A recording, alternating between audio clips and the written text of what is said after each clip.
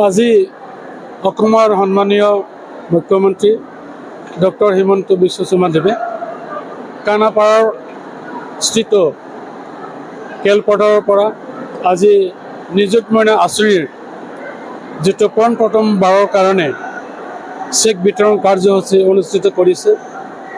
আৰু একেই প্ৰগ্ৰামখনক আমি অসমৰ বিভিন্ন কলেজসমূহত থকা অডিটৰিয়াম হলবোৰত এই প্ৰগ্ৰামটো আমি সফলমণ্ডিত কৰিছোঁ।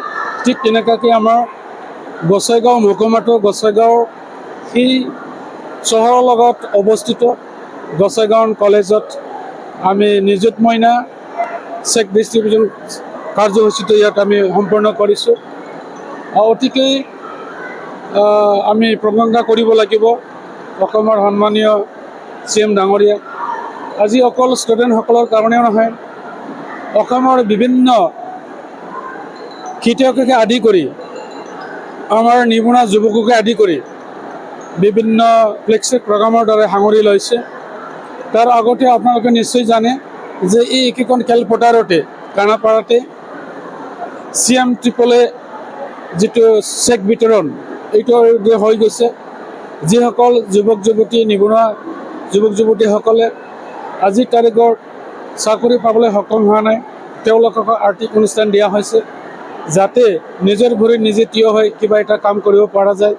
ঠিক তেনেকুৱাকৈ আজিৰ তাৰিখতো যাতে আমাৰ এই মইনাসকলে ছোৱালীবোৰে যাতে যিসকলে ফাৰ্ষ্ট ইয়াৰ পঢ়ি আছে, কলেজত পঢ়ি আছে, ডিগ্ৰীত পঢ়ি আছে, ইউনিভাৰ্চিটিত পঢ়ি আছে, তেওঁলোকৰ কাৰণে মাহিলী যিখিনি আজি আৰ্থিক অনুষ্ঠান দিয়া হৈছে এইটো আমাৰ সকলৰ কাৰণে মংগল।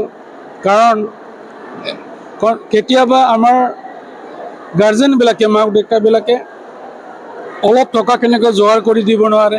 সিহঁতে কলেজত যাব লাগে, কোনোবা গাড়ী দি যায়, কোনোবা স্কুটি দি যায়, তাত চাহ জলপান কৰিব লাগে, এইখিনি টকাও যোগাৰ কৰিব নোৱাৰা অৱস্থাত তেনেকুৱা এটা পৰিস্থিতিত বা কাৰোবাৰ তেনেকুৱা হৈ যায়, সেই সময়তে নিযুত মইনা আঁচনিৰ দ্বাৰাই যে আমাৰ ছাত্ৰীসকলৰ কাৰণে মাহিলী যি আৰ্থিক অনুদান দি থাকিব এইটো সকলোকে সকাহ দিব বুলি মোৰ বিশ্বাস। আৰু তাৰ কাৰণে মই ধন্যবাদ জ্ঞাপন কৰিছোঁ আমাৰ এই গোসাইগাঁওবাসীৰ ৰাইজৰ হৈ সন্মানীয় আমাৰ অসমৰ CM ডাঙৰীয়াক। আৰু তেনেকৈ আঁচনি যাতে পৰৱৰ্তী সময়তো আমি ভাল এটা আঁচনিবোৰ অসমৰ ৰাইজৰ কাৰণে অসমৰ নাগৰিকসকলৰ কাৰণে লঞ্চ কৰিব পৰা যায়, এইটো আমি অধীৰ বাট চাই আছোঁ। আৰু নিশ্চয় CM ডাঙৰীয়াই তেনেকুৱাকৈ বহুত আঁচনি কৰিব, যি আঁচনিসমূহে আমাৰ ভালৰ কাৰণে বা মংগলৰ কাৰণে হয়।